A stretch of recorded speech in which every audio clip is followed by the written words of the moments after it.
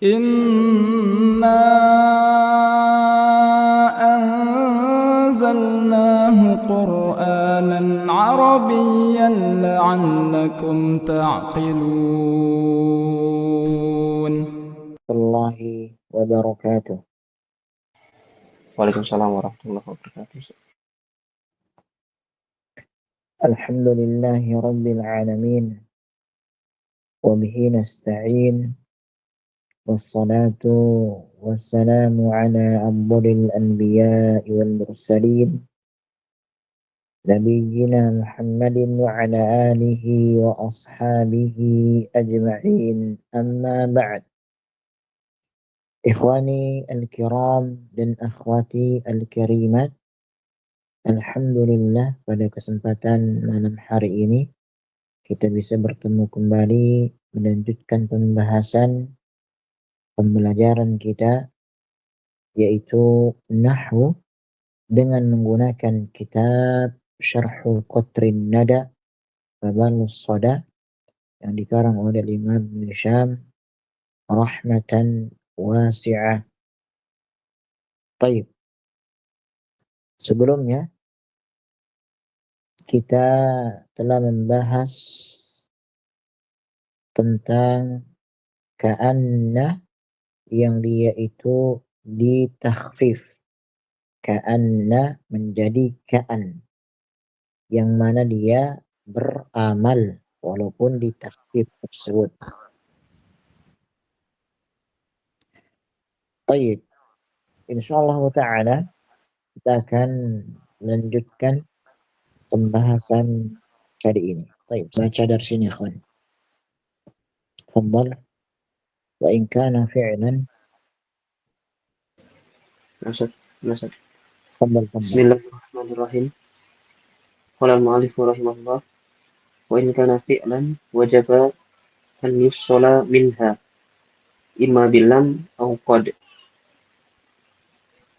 Fal awwalu ka qawlihi ta'ala ka'an lam taghna bil ams wa qawlu sya'ir ka'an lam yakun bainal hajuni ila sofa anisun walam yasmur bimakkata samiru.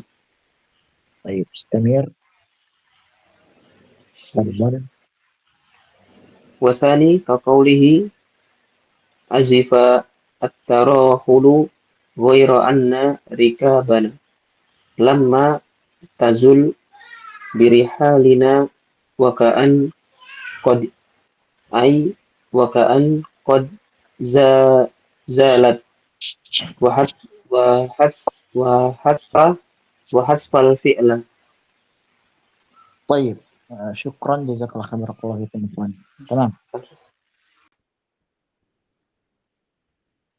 Nah, ikhwan dan akhwat, barakallahu fikum jami'an. Sebelumnya kita menyampaikan, baik, perhatikan di sini dikatakan wa yurwa bi nasbil dhabiyah. Itu yang kita sampaikan. Nah,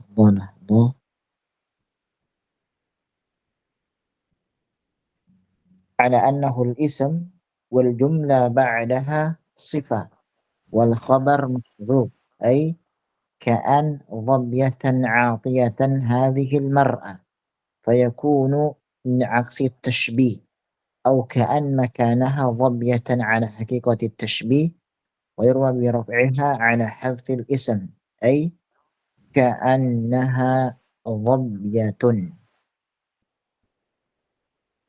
طيب، وإذا كان الخبر مفردا أو جملة اسمية لم يحتج لفاصل فالمفرد كقوله كأن ظبية في راوية من رفع والجملة الاسمية كقوله كأن ثدياه حقان.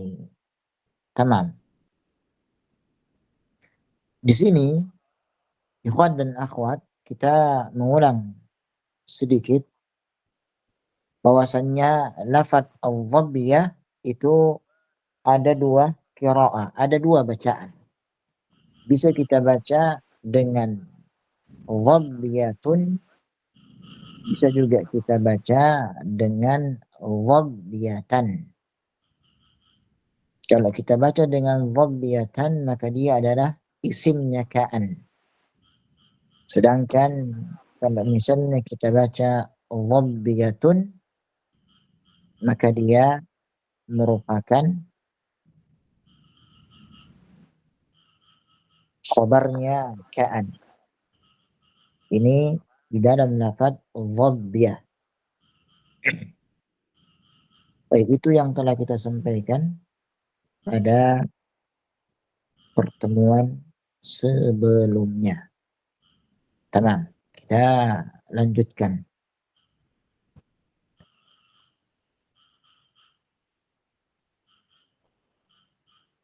Baik. Wa in kana fi'lan wajaba an yufsala minha imma bilam aw qad. Wal awwalu ka qawlihi ta'ala ka'an lam taghna bil ams.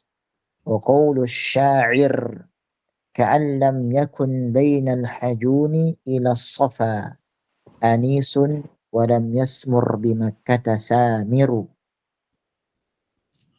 Apabila khabar ka'an berupa fi'il maka wajib dipisahkan darinya dengan salah satu dari dua hal. Apa itu? Lam atau qad. Contoh pemisahan dengan lam adalah Allah Azza wa Jalla berfirman, ka'an lam tagna bil ams. Seolah-olah negeri itu belum pernah ada atau belum pernah makmur pada hari sebelumnya. Di sini ikhwan dan akhwat dipisahkan antara ka'an dengan lam. Kemudian ucapan seorang penyair seakan-akan tidak pernah ada seorang sahabat antara Al-Hajun dan As-Safa dan tidak pernah ada orang yang bercakap-cakap pada malam hari di kota Mekkah. Kemudian selanjutnya, sedangkan contoh dipisahkan dengan qad adalah ucapan seorang penyair. Ya. Lahbah. Yaitu azifat tarahul ghaira anna rikabana lamma tazul birihalina wa ka'an qad ay wa ka'an qad zalat fahadfal fi'la. Ya, maksudnya waktu keberangkatan telah dekat sedangkan tunggangan kami masih berada di tempat perbekalan kami. Seakan-akan telah, maksudnya seakan-akan telah pergi. Penyair membuang atau menghapuskan fi'il karena sudah dipahami dari konteks tersebut. Baik. Sekarang kita akan jelaskan satu persatu ikhwan dan akhwat. Barakallahu fikum jami'an. Pertama, mu'allif mengatakan fayufsal al-fi'il minha bilam aw qad. Yani jika setelah ka'an al-mukhaffafa datang fi'il maka tidak boleh langsung kita mengatakan contohnya misalnya ka'an qama zaidun. Enggak boleh. Ka'an ja'a zaidun. Enggak boleh. Tetapi harus kita berikan pemisah. Mengapa? Karena ka'an yang telah ditakhfif, diringankan ikhwan, ya bentuknya hampir menyerupai huruf yang lain. agar pendengar mengetahui bahwa yang dimaksud adalah ka'an al-mukhaffafah, maka wajib disisipkan salah satu huruf pemisah, yaitu lam. Nah, makanya contohnya di sini disebutkan di Al-Quran, ka'an lam taghna bil amsi. Asalnya adalah ka'annaha lam taghna bil amsi. Seolah-olah negeri itu tidak pernah ada kemarin. Baik, selanjutnya, mengapa memakai lam? Ya, memakai lam karena khabarnya berupa jumlah fi'liyah. Dan jumlah fi'liyah harus dipisahkan dengan dua hal. Entah itu lam atau qad. Anda ulangi ikhwan dan akhwat, perhatikan baik-baik. Kenapa kita menggunakan lam? Karena khabarnya ka'an itu berupa jumlah fi'liyah. Dan jumlah fi'liyah harus dipisahkan dengan lam atau qad. Kemudian beliau membawakan contoh berupa syair, ka'an lam yakun bainal hajuni ila safa. Artinya tadi kita sampaikan, seolah-olah dahulu tidak pernah ada kehidupan di antara al-hajun dan as-safa. Al-hajun dan as-safa, ya ikhwan dan akhwat, merupakan dua tempat yang masyhur di kota Mekkah. Kemudian beliau mengatakan, walam yasmur bi Makkah tasamiru, dan tidak pernah ada orang yang berbincang-bincang pada malam hari di kota Mekkah. Jadi penyair ini ikhwan dan akhwat menggambarkan kesedihan setelah berpisah sehingga kota Mekkah terasa kosong, seolah-olah belum pernah dihuni oleh manusia. Demikian. Kemudian selanjutnya yaitu qad, ya. Qad. Ibnu Syam memberikan contoh kedua, wa ka'an qad, ya. Wa ka'an qad. Disebutkan di sini, ya, wa ka'an qad, yang ini, yang kedua ini, wa tsani. Wa ka'an qad. Nah, ini. Sekilas tampak tidak lengkap, kurang jelas. Mengapa? Karena penyair menghafuz fi'il. Beliau sendiri menjelaskan di sini, ay wa ka'an qad sadat fa hadafal fi'la atau fa hudhifal fi'lu. Beliau mengatakan maksudnya ialah seakan-akan sungguh telah berangkat. Jadi fi'il zalat itu dibuang. Mengapa fi'ilnya dibuang, dihapus? Dalam bahasa Arab, khususnya syair, fi'il terkadang dihapus apabila maknanya telah dipahami. Contohnya tadi, wa ka'an qad. Pendengar langsung memahami bahwa yang dimaksud adalah qad zalat atau qad rahilat. Karena sebelumnya penyair sedang berbicara tentang keberangkatan, kepergian. Dan ini ikhwan dan akhwat termasuk salah satu bentuk al-ijaz bil hadfi. Al-ijaz bil hadfi. Ungkapan ringkas dengan menghilangkan unsur yang telah dipahami dari konteks tersebut. Baik, selanjutnya, mengapa yang digunakan huruf qad? Karena qad itu lazimnya, kebanyakannya secara umumnya itu masuk pada fi'il untuk menunjukkan perbuatan yang telah terjadi atau perbuatan yang sedang terjadi, waktunya dekat akan terjadi. Qad qama misalnya, sungguh telah berdiri. Ka'an qad qama, seolah-olah ia telah berdiri. Demikian, ya. Kemudian ikhwan dan akhwat, Perbandingan dengan pembahasan sebelumnya, Ibnu Syam telah menjelaskan 3 keadaan khabar ka'an. Ya. Yang pertama adalah khabar berupa mufrad. Ka'annaha dhabbiyatun. Ka'annaha dhabbiyatun. Dan ini tidak memerlukan pemisah karena khabarnya mufrad. Yang kedua, khabar berupa jumlah fi'liyah. Ka'an sedayani huqqani. Ini juga tidak memerlukan pemisah. Ya. Yang ketiga, khabar berupa jumlah fi'liyah. Contohnya ka'an lam yakun atau ka'an qad qama. Nah, di sini karena khabarnya berupa jumlah fi'liyah maka wajib diberikan pemisah. Dan pemisahnya itu ada 2 huruf, yaitu lam dan juga qad. Demikian, ya. Kemudian kita akan menyampaikan hikmah adanya pemisah di dalam hal ini.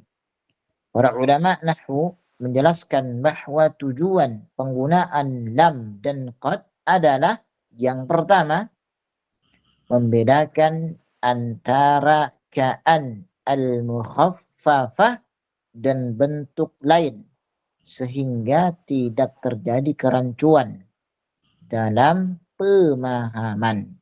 Ini yang pertama. Ada ulangi.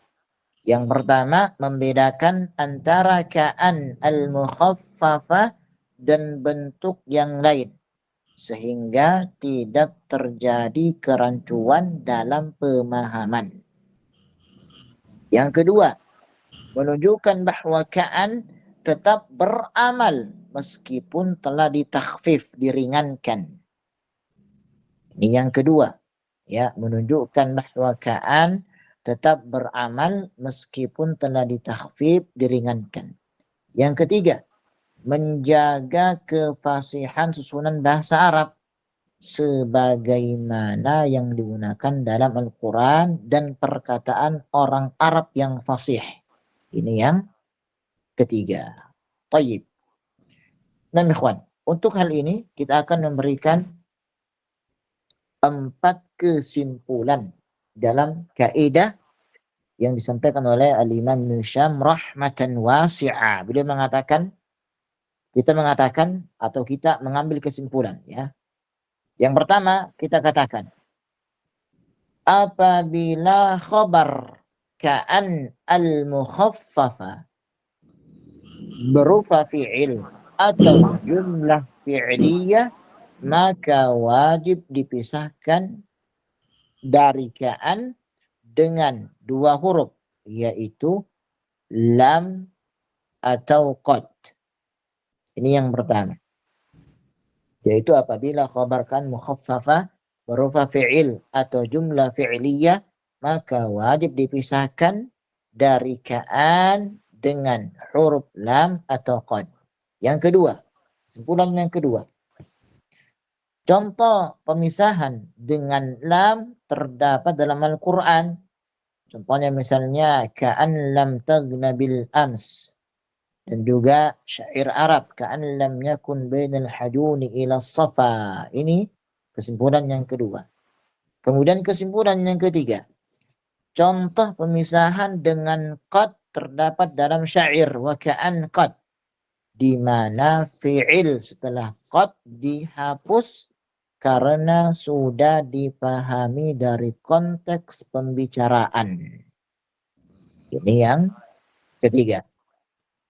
Kemudian yang keempat, adapun jika khabar ka'an berupa mufrad atau jumlah ismiyah maka tidak diperlukan pemisah seperti lam atau qad. Dengan demikian, penggunaan pemisah hanya dikhususkan untuk keadaan ketika khobarnya berupa jumlah fi'liyah. Nah, Ikhwan dan akhwat, sampai sini wadih, jelas? jelas jelas Ustaz. Tayyib. Barakallahu fikum. Nah, wadal sekarang akhwat. Iqra'i ya ayatuhal akhwat. Oh, al-ukht. Tafadhali. Ahad. Ihda taqra. Bismillah. Sod wala yatawassatu khabarahunna illa dorfan aw majruran. Nahwu inna fi dzalika la'ibratan. Inna ladaina ankala. Asyarah la yajuzu fi hadzal babi tawassutul khabaru bainal amili wasmihi wala taqdimuhu alaihima kama jaza fi babi kana la yuqalu inna qa'imun zaidan kama yuqalu kana qa'iman zaidun wal farqu bainahuma annal af'ala amkanu fil amali minal hurufi fakanat ahmala li anna yutasarrafa fi ma'muliha wa ma ahsana qawla ibni unainin yashku ta'akhurahu ka'anna min akhbari inna walam yujiz lahu ahadun fin nahwi ayyataqaddama wa yustathna min dhalika ma idza kana al-khabaru dharfan aw jaran wa majruran fa innahu yajuzu fihi ma ayyatawassata li'annahum qad yatawassa'una fihi ma lam yatawassa'u fi ghairihima kama qala Allah ta'ala inna ladaina ankala wa jahima inna fi dzalika la'ibratan liman yakhsha wastaghnaitu bitanbiha alam bitanbihi Naam. alam tina'i tawassutu fi ghairi mas'alati dzarfi wal jari wal majruri anit tanbihi alam tina'i taqaddumi li'anna imtina'al asalu yastalzimu imtina'a ghairihi bi khilafil aksi wala yulzamu min dzikri tawsitahum dzarfa wal majrura ayyakunu yujizuna taqdimuhu li'annahu la yalzamu min tajwizihim fil asali tajwizihim fi ghairihi. Syukran barakallahu fiki. Nah, jazakillah khair. Tamam. Nah, kemudian beliau rahimahullah ta'ala rahmatan wasi'ah Ibnu Hisam mengatakan selanjutnya di sini termasuk pada pembahasan yang baru sad, yaitu matan. Wala yatawassatu khabarahunna illa dharfan aw majruran nahwu inna fi dzalika la'ibrah inna ladaina ankana. Baik. Maksudnya khabar dari saudara-saudaranya inna, termasuk inna juga, yaitu inna, anna, ka'anna, lakinna, laita sama la'alla, tidak boleh berada di tengah ya antara huruf nasikh dan isimnya. Tidak boleh. Kecuali apabila khabarnya tersebut berupa dharab, yaitu kata keterangan tempat atau waktu, atau juga berupa jar majrur. Contohnya adalah inna fi dzalika la'ibrah. Inna harfu taukid fi dzalika ini adalah khabarnya. La ibrah ini adalah isimnya inna. Nah, ini boleh. Khabarnya di tengah itu boleh. Dan juga Allah berfirman tabaraka wa ta'ala mengatakan inna ladaina ankala. Ladaina ini adalah dharab, khabarnya inna. Boleh juga di tengah. Baik. Jadi di sini ikhwan maksudnya bahwasannya untuk khabarnya ka'anna, anna, inna, lakinna, laita, la'alla itu tidak boleh berada di tengah-tengah. Jadi nggak boleh kita mengatakan misalnya inna qaimun zaidan. Tidak boleh kita mengatakan demikian. Inna qaimun zaidan. Tidak boleh. Kenapa? Karena khabarnya ini berupa isim zahir dan ini tidak boleh dikatakan wala yatawassatu khabarahunna. Kemudian pengecualian khabar boleh di tengah adalah dharab atau majrur. Ini contohnya di sini. Inna fi dzalika la'ibratan. Bidzalika khabarnya inna, la'ibratan isimnya inna. Inna ladaina khabarnya inna, an kana isimnya inna. Tayyib. Demikian.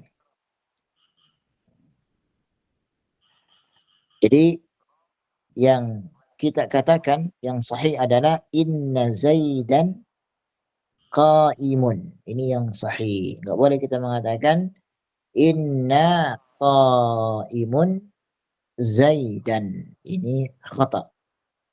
Ya, demikian. Tayyib. Mengapa tidak boleh ikhwan dan akhwat? Karena inna adalah huruf yang bekerja langsung terhadap isimnya. Seolah-olah keduanya saling berkaitan erat. Misalnya inna zaidan. Baru setelah itu datanglah khabar. Apabila khabarnya diselipkan di antara keduanya, maka hubungan antara amil inna dan ma'mul yaitu isimnya menjadi terputus. Nah, itu alasannya ikhwan dan akhwat. Kemudian setelah itu yang Ibnu Syam memberikan pengecualian gharab dan majrur.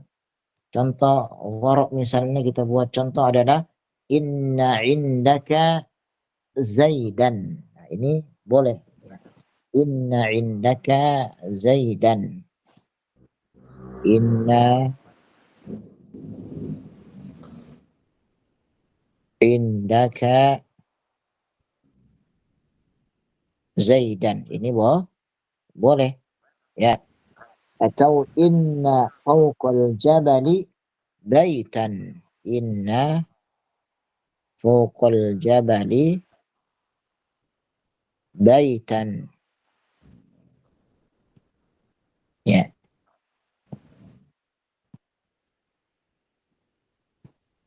Nah, inna fawqal jabali baitan. Demikian. Ya.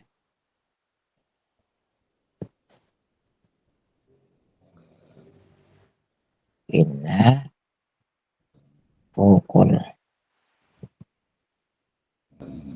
jabali baitan. Nah, ini boleh. Ini indaka adalah khabarnya inna. Boleh dia karena dari dharab. Ini juga fawqal jabal boleh juga karena dari dharab. Kemudian jar majrur kita mengatakan inna fil masjidi rajulan. Inna fil masjidi rajulan. Inna indana dhaifan. Inna indana dhaifan. Demikian. Ya. Mengapa dharab dan jar majrur diberikan pengecualian ikhwan? Karena menurut ulama nahwu al-dharfu wal jar wal majrur yatawassa'u fihima ma lam yatawassa' fi ghairihima, ma la yatawassa'u fi ghairihima. Dalam gharab dan jar majrur diberikan kelonggaran yang tidak diberikan pada selain keduanya, yaitu al-dharfu wal jarru wal majruru yatawassa'u fihima ma la yatawassa'u fi ghairihima. Ya. Kenapa? Karena pertama, keduanya yaitu dharab dan jar majrur sering berfungsi sebagai muta'alliq. Muta'alliq itu ketika kita mengatakan misalnya Zaidun fil baiti. Fil baiti ini pada hakikatnya bukan khobar hakiki, khobarnya itu ada yang dibuang. Yaitu Zaidun mustaqirrun fil baiti. Itu namanya muta'alliq, ada kaitannya dengan khobar yang dibuang, itu namanya muta'alliq. Atau juga istaqarra, Zaidun istaqarra fil baiti. Jadi pada hakikatnya gharab itu bukan khabar asli. Jadi ada khabar yang dia itu muta'alliq. Gharabnya memberikan muta'alliq, kaitannya dengan khabar yang dibuang, itu namanya muta'alliq. Kemudian bukan khabar hakiki secara mandiri, ini sudah kita sampaikan tadi. Yang ketiga, sehingga orang-orang Arab memberikan keluasan dalam penempatannya, yaitu gharab dan juga jar majrur. Kemudian beliau membawakan contoh inna fi dzalika la'ibrah, kemudian juga inna ladaina ankana. Baik. Nah, di sini kita akan menyebutkan kesimpulan ikhwan dan akhwat. Yang pertama, asal susunan inna dan saudara-saudaranya adalah pertama huruf naskhi, yaitu inna dulu. Ini yang pertama. Setelah itu disusul dengan isimnya, kemudian khobarnya. Inna Zaidan muallimun. Inna Fatimata muallimatun. Demikian. Inna, kemudian isimnya, setelah itu khobarnya. Ini yang pertama. Kemudian kesimpulan yang kedua, khobar tidak boleh diselipkan di antara huruf nasih dan isimnya. Ya, jadi nggak boleh huruf nasih, kemudian khobar, kemudian isimnya. Nggak boleh kita mengatakan inna qaimun Zaidan, inna muallimun Zaidan. Ini tidak boleh, khata. Demikian, ya. Kesimpulan yang ketiga, pengecualiannya. Nah, maksudnya apa? Khabarnya ini boleh di tengah dikecualikan dua hal, gharab dan juga jar majrur. Itu pengecualiannya. Contohnya tadi inna fil jabali baitan, inna fawqal jabali baitan. Ini boleh gharab kemudian jar majrur, boleh diletakkan di tengah-tengah, ada pengecualiannya. Baik. Kemudian kesimpulan yang keempat, hal ini menunjukkan bahwasanya gharab dan jar majrur memiliki keluasan penggunaan dalam bahasa Arab, yatawassa'u fihima, sehingga boleh didahulukan demi tujuan balaghah, ya, seperti penekanan, khususan, dan keindahan susunan kalimat tersebut. Dan terakhir, beliau membawakan contoh yang sangat kuat dalam Al-Quran, yaitu inna fi dzalika la'ibratan inna ladaina ankala. Demikian. Baik. Naam, ikhwan dan akhwat, sampai sini ada pertanyaan?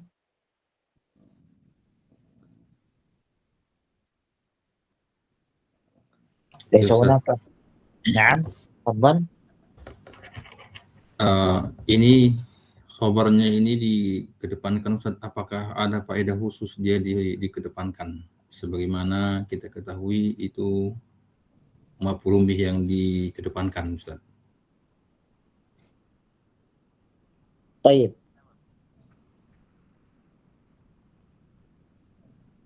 نعم. Betul ya akhana. Sahih. Jadi mengedepankan yang haknya itu dia ditakhir memiliki faedah khusus. Apa itu? Untuk taukid, menguatkan kalam tersebut. Ya, contohnya misalnya inna fi dzalika la'ibrah. Ya. Lafaz asalnya adalah inna la'ibrah fi dzalika. Namun ketika dikatakan inna fi dzalika la'ibrah, bahwasannya memang sungguh-sungguh ada pelajaran terpenting dari hal tersebut. Makanya bidzalika dikedepankan, diletakkan di tengah. Jadi tujuannya adalah litaukid atau lil mubalaghah al-kalam. Di anna al-amra hina idzin aham. Karena perkara pada saat itu adalah perkara yang sangat penting. Demikian akhwan. Wadih? Waalaikumsalam, jazakallahu khairan. Afwan wa iyyak wa iyyak.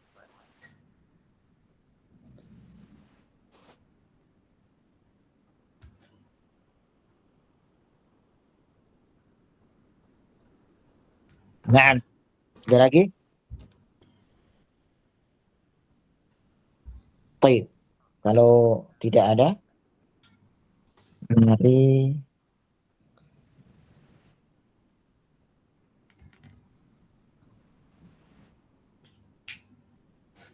kita baca syarahnya.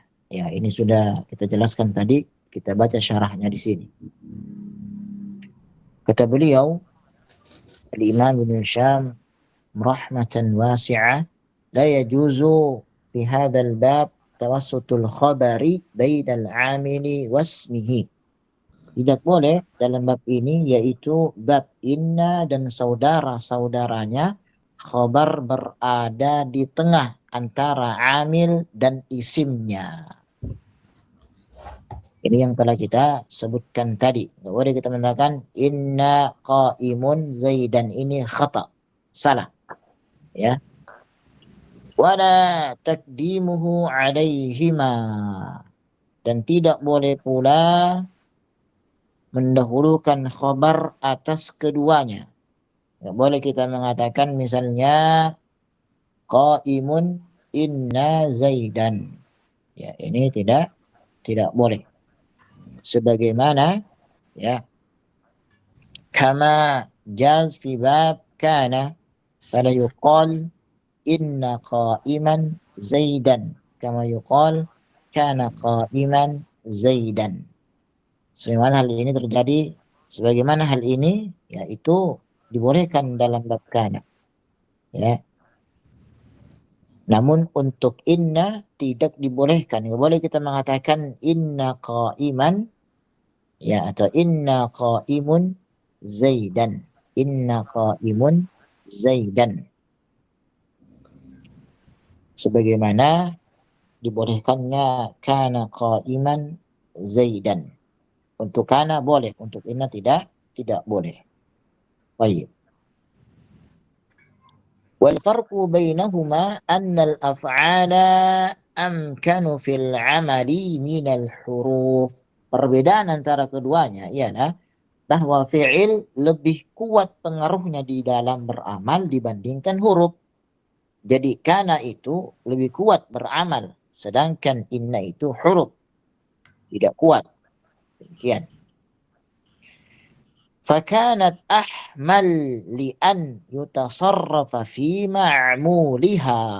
Oleh sebab itu, fi'il lebih mampu menerima berbagai bentuk tasarruf, perubahan susunan pada ma'mulnya. Demikian. Ya. Wa ma ahsana qawla bani Anin. Ya. Unain, afan. Wa ma ahsana qawla bani Unain yashku ta'akhurahu. Alangkah indahnya ucapan Ibnu Unain ketika mengeluhkan keterlambatan dan ketertinggalannya. Beliau mengatakan, ka'anni min akhbari inna walam yujiz lahu ahadun fin nahwi an yataqaddama. Seolah-olah aku termasuk khobar-khobarnya inna, kata beliau. Sedangkan dalam ilmu nahwu tidak diperbolehkan bagi khobar itu untuk maju mendahului. Demikian. Ya. Kemudian selanjutnya, yustathna min dzalika ma idza kana al-khabaru dharfan aw jarran wa majruran. Dikecualikan dari hukum tersebut apabila khabarnya berupa dzaraf atau jar majrur. Ini sudah kita sebutkan tadi. Ya. فإنه يجوز فيهما أن يتوسط لأنهم قد يتوسعون فيهما ما لم يتوسعوا في غيرهما.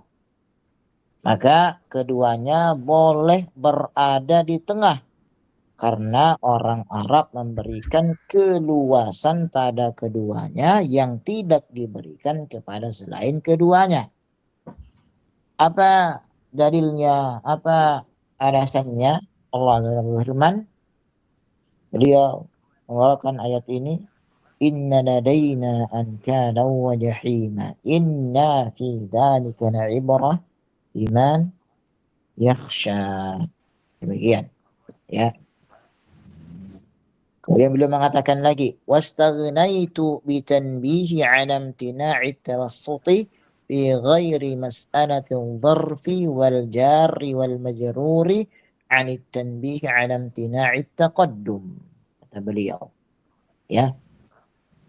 Aku merasa cukup dengan menjelaskan larangan meletakkan khobar di tengah antara inna dan isimnya. Selain pada masalah dharab dan majrur, tanpa perlu menjelaskan secara khusus larangan mendahulukannya. Demikian. Selanjutnya dikatakan di sini, di anna imtina'al ashal yastalzim imtina' ghairihi. Ya, imtina' ghairihi bila bikhilafil aqas. Sebab apabila sesuatu yang lebih ringan saja tidak boleh, maka yang lebih berat tentu lebih tidak boleh lagi. Demikian. Wala yalzamu min dzikri tawsitahum al-dharfa wal majrur an yakuna yujizuna taqdimahu wal majrura an yakunu yujizuna taqdimahu li'annahu la yalzam min tajwizihim fil ashali tajwizuhum fi ghairihi. Namun tidak berarti bahwa ketika para ulama membolehkan dharab dan jar majrur berada di tengah, mereka juga membolehkan mendahulukannya di depan seluruh kalimat. Karena kebolehan pada perkara yang lebih ringan tidak mengharuskan kebolehan pada perkara yang lebih berat. Ya. Baik. Misalnya kita berikan contoh. Ibnu Syam ini sedang membuat argumentasi yang logis, ikhwan dan akhwat. Argumentasi yang kita disuruh untuk membuka pikiran kita. Baik. Pertama kita mengatakan misalnya, inna Zaidan qaimun. Ini adalah asalnya. Jadi inna, kemudian isimnya, kemudian khabarnya. Ini tingkatan yang pertama. Tingkatan yang kedua, yaitu khabarnya berada di tengah. Misalnya kita mengatakan inna fiddari Zaidan. Inna fiddari Zaidan. Ya. Demikian. Kemudian tingkatan yang lebih berat. Ya. yaitu fiddari inna Zaidan. Nah, hal yang seperti ini, fiddari inna Zaidan, adalah bentuk-bentuk ta'bir, ungkapan yang menjadi khilaf di kalangan para ulama.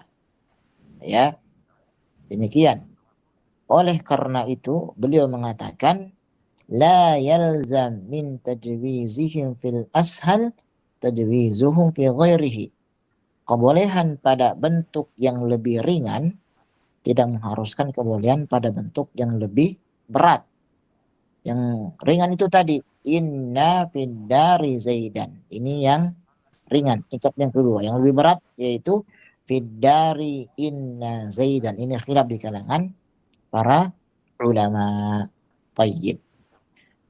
Wallahu a'lamu bis-shawab. Barakallahu fikum jami'an. Nah, ikhwan dan akhwat. Sampai sini ada pertanyaan?